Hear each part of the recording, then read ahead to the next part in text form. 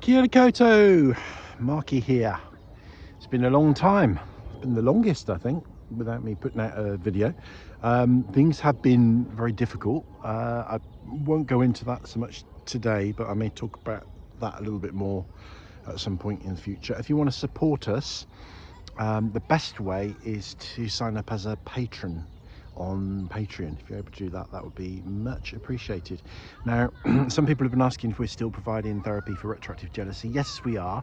I haven't been doing it myself recently, but I have colleagues in the team who are excellent. So Retract, as we call it, is still going, and we're still providing that help. And this channel is all about retroactive jealousy. That's our purpose, is getting help out to people who have that. Most of what we do is free. We do free videos, free guidance in various forms. There's a website with lots of information on. Excuse me.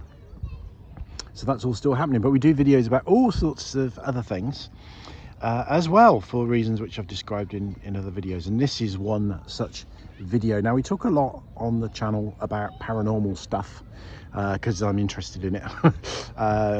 We talk about stuff that I'm interested in. Now, by the way, sometimes I just do videos on kind of places that I visit, or I do kind of a relaxation in nature video, just focusing on the environment.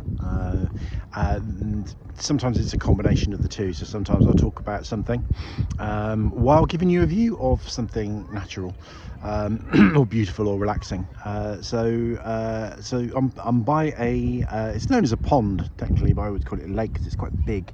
And there's loads of wildlife here.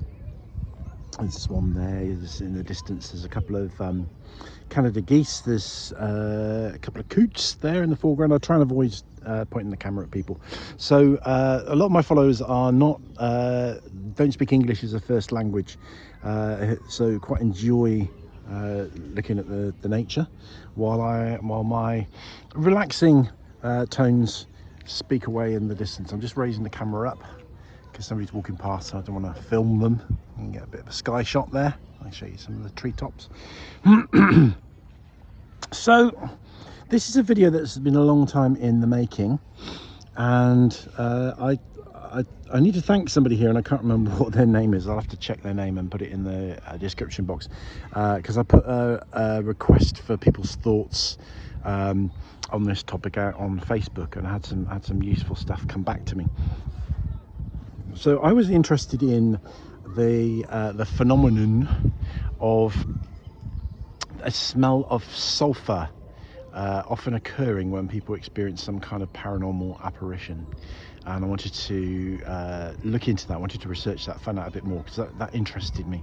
And it led me on a bit of a what's the word, rabbit holes. Down a rabbit hole's a bit of an overused expression, isn't it? But it led me to some interesting places, and I discovered some interesting things. I read some books and looked at some websites, and came up with some interesting things. And it's taken me a while, but I finally formed a bit of a theory. And my theories, I have some really interesting theories, even though I say so myself. Now, this channel doesn't do very well. My kind of philosophical ramblings and pontifications on things aren't really what people want on YouTube.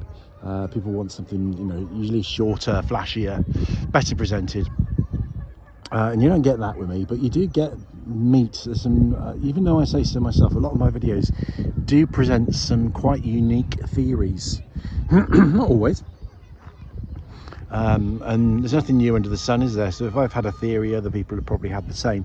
But I've presented material, information, content which isn't that common, which you would be hard pressed to find elsewhere on YouTube, certainly on certain topics.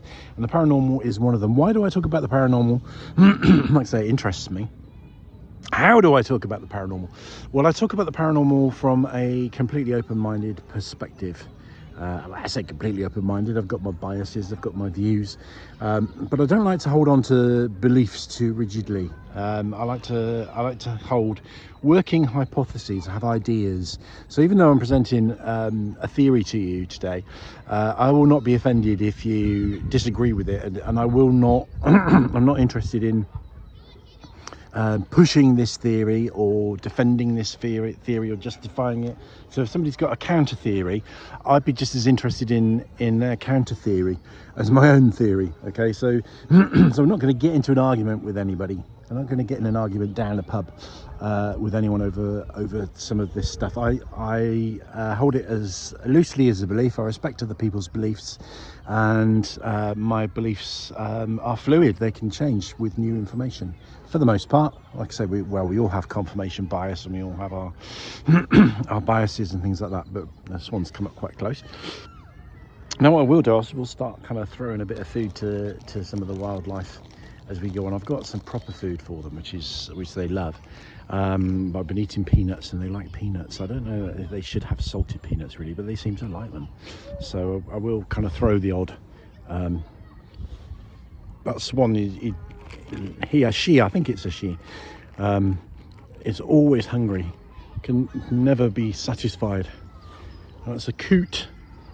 You know the expression "bold as a coot" is because of that kind of bony. I can't remember what the term is, but you see they're kind of like a bold pate, the white patch on the head. That's a coot, and there's another one nearby. I think they're a pair. So that's where we get the expression "bold as a coot." Excuse all the coughing. So where am I going with this? You see, I am neurodivergent.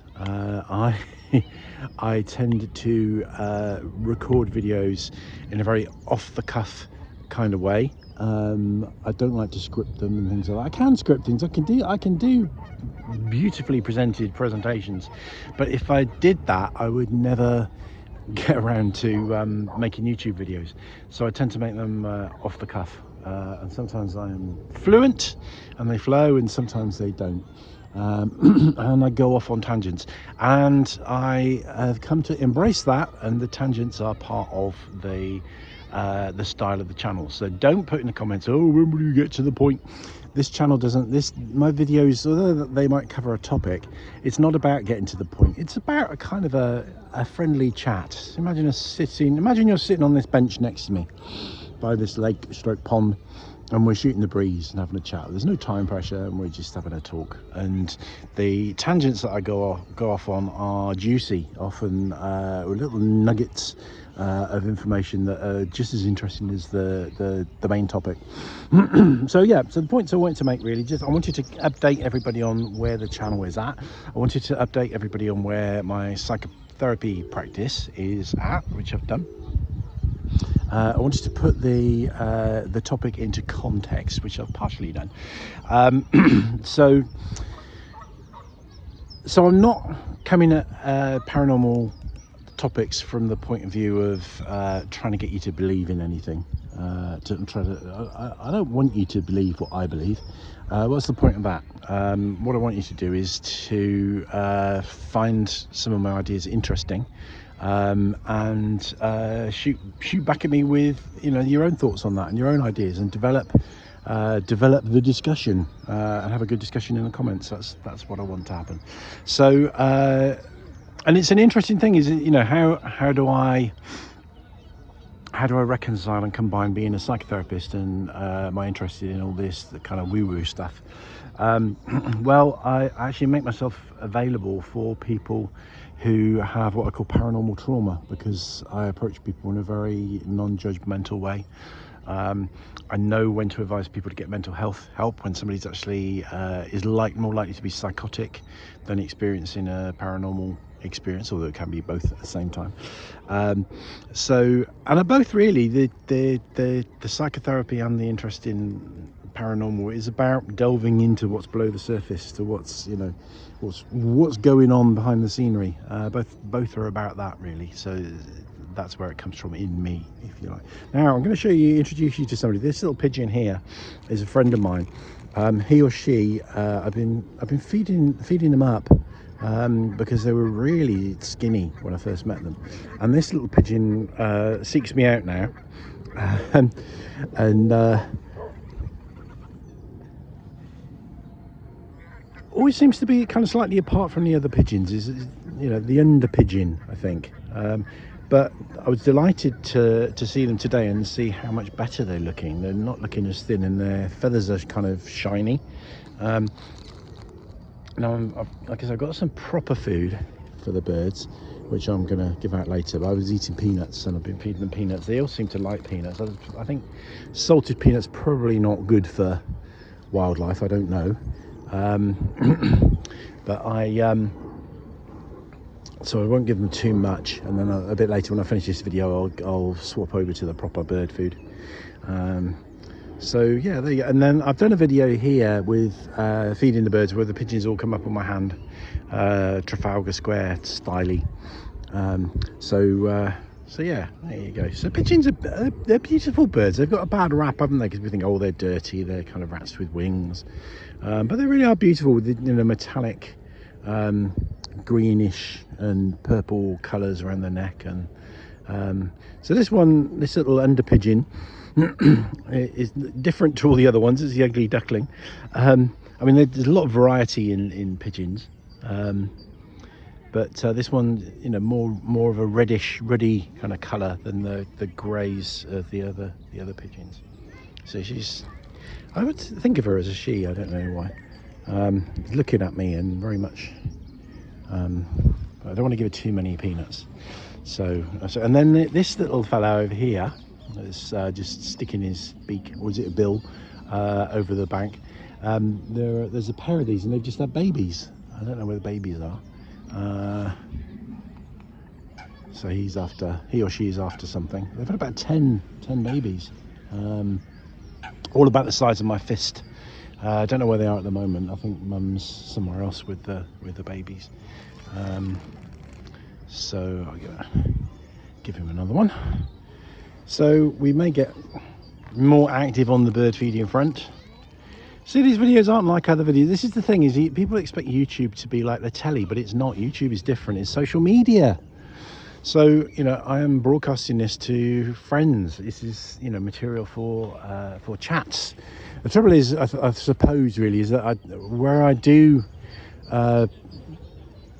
put out content which is really quite unique, and often when it's about kind of psychotherapy or things related to conditions or or the human condition, it's got a broader appeal, and then it brings people in who are they're interested in the topic, and they're not interested in the channel or the kind of the more social media-y side of things, and they expect it to be more like the television. You can hand feed a lot of these birds as well. This one will be hand fed, and there's some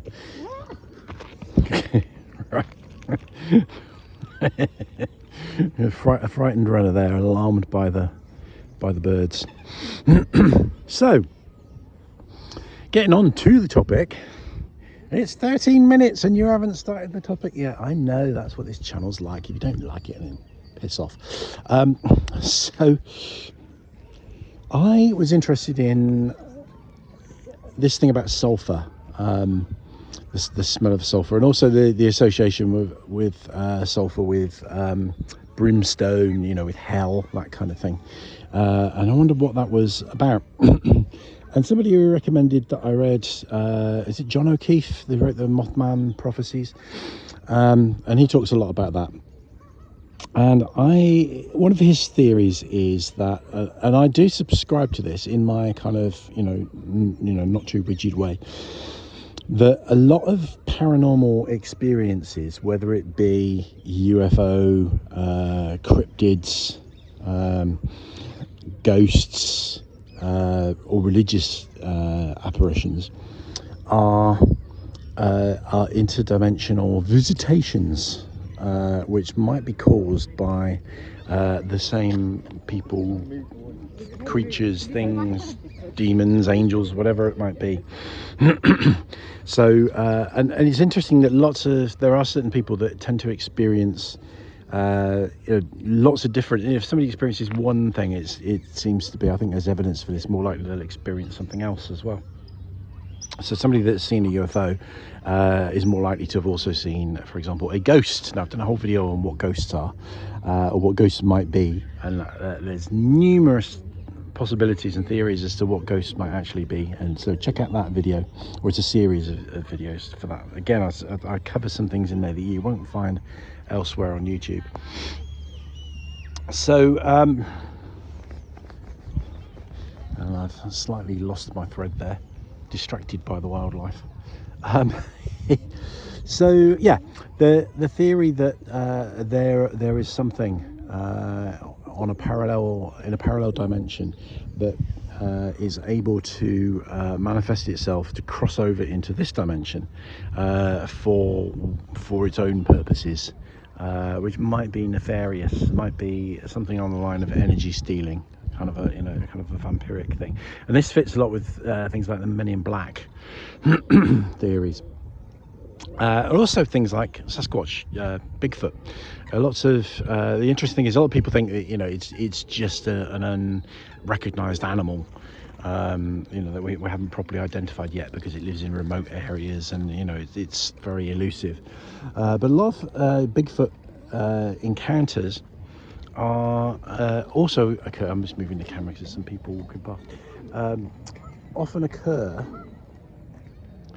alongside strange lights and other things. UFO phenomena kind of co-occur with it. So there's this kind of, it's an overarching theory really, that kind of could account for most weird phenomena, certainly apparitions and things like that. I don't tend to be overly keen on overarching theories, because I think usually there's a whole range of different causes for any one phenomenon. Like, think about a headache.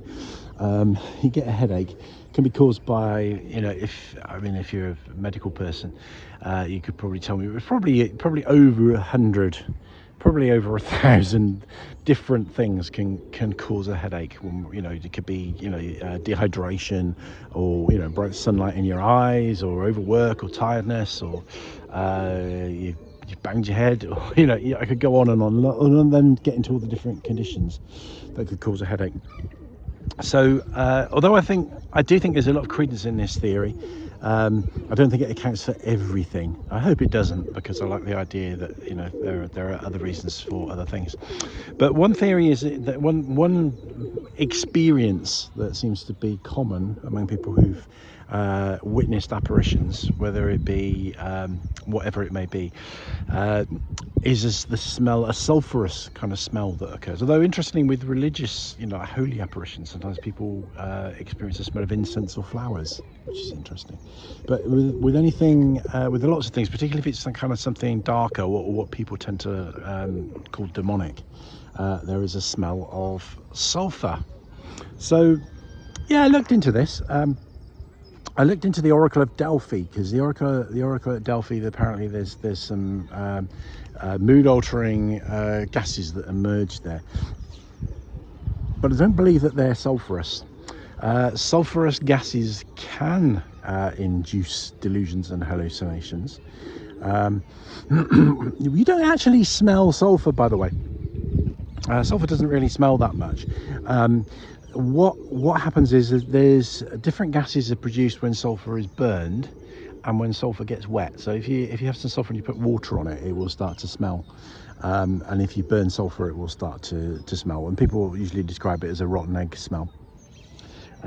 That's not pure sulphur. That's they're both different kinds of sulphurous gases, but some of those can actually induce hallucinatory effects, and they tend to occur in volcanic areas, and volcanic areas, where fire and lava kind of erupt from the ground, tend to make us think of hell. Hell traditionally was, and Hades was traditionally under the ground, and lake of fire and all that kind of thing.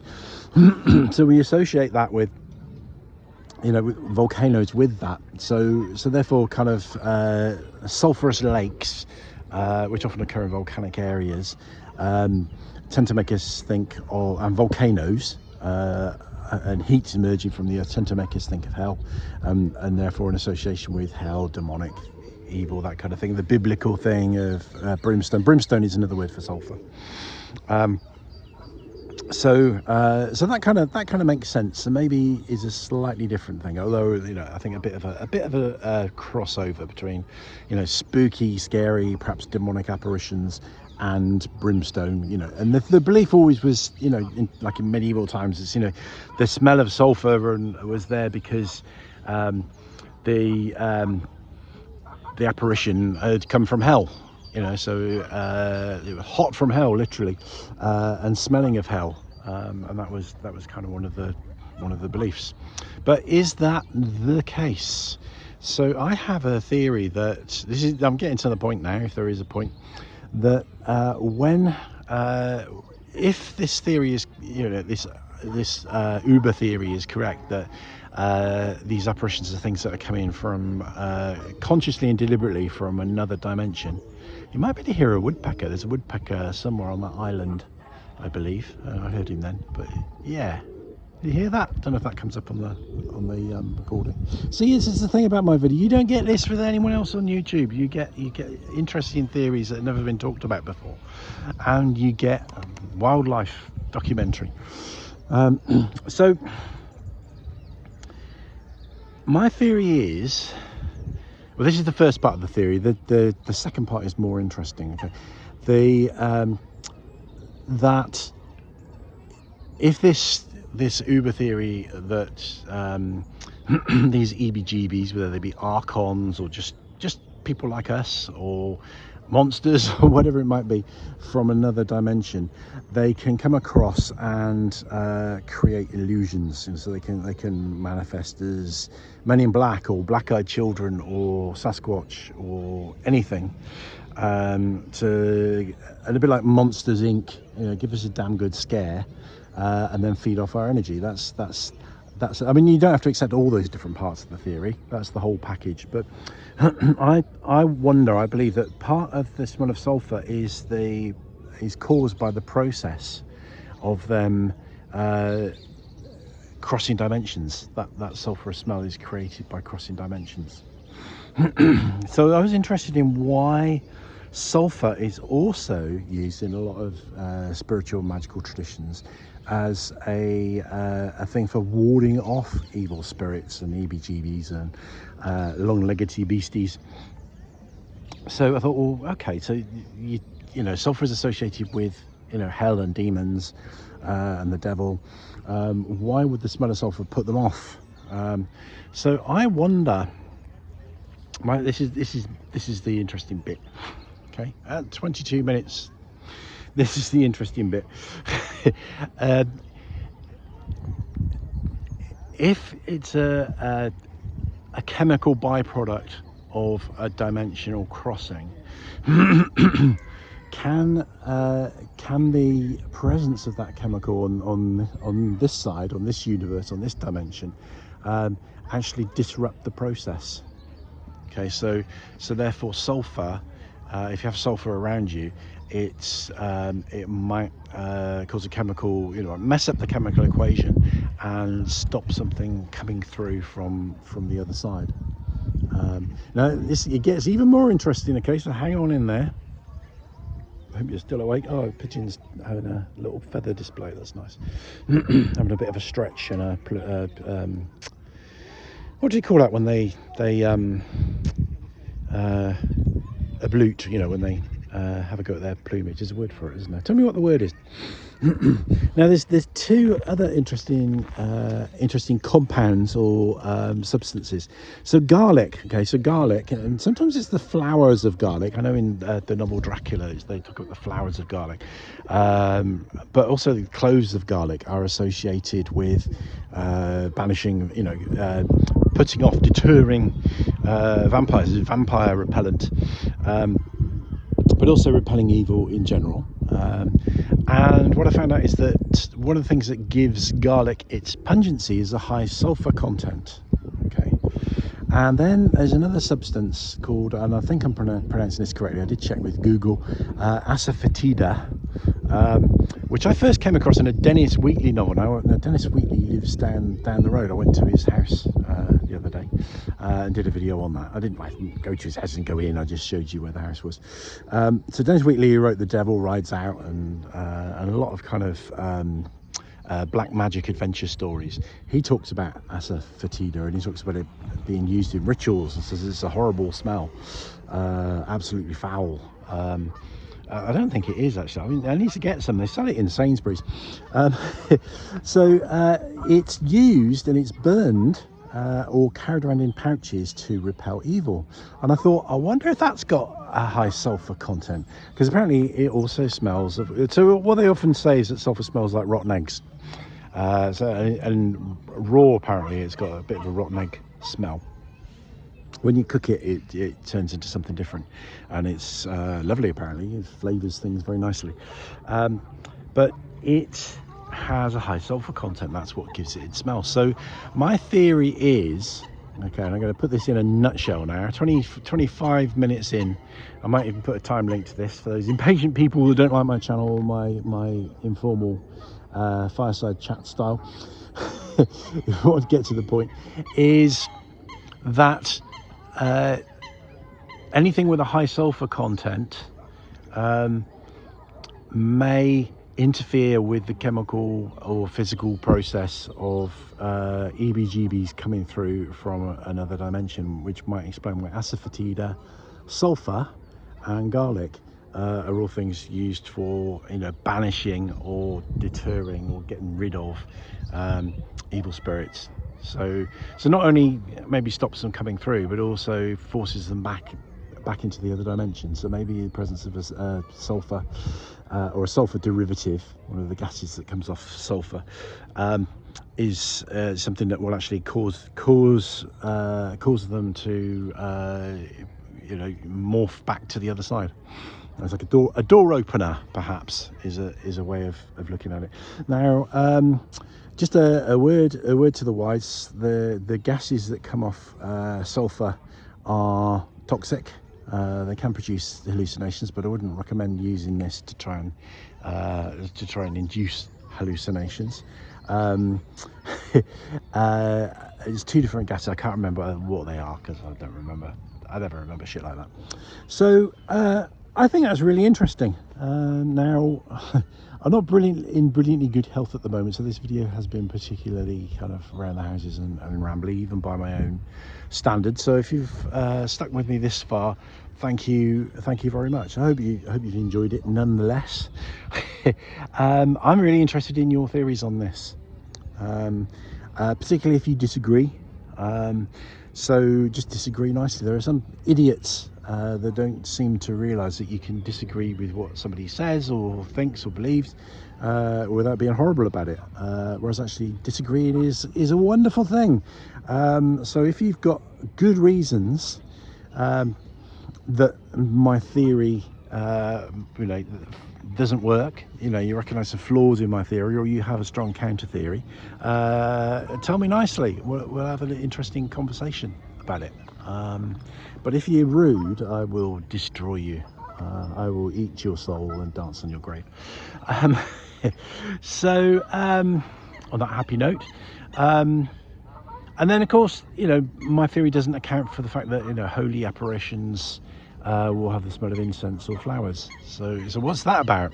You know, is that because it's a very different thing? It really is a different thing. It's not the same, you know, a different manifestation of the same thing occurring.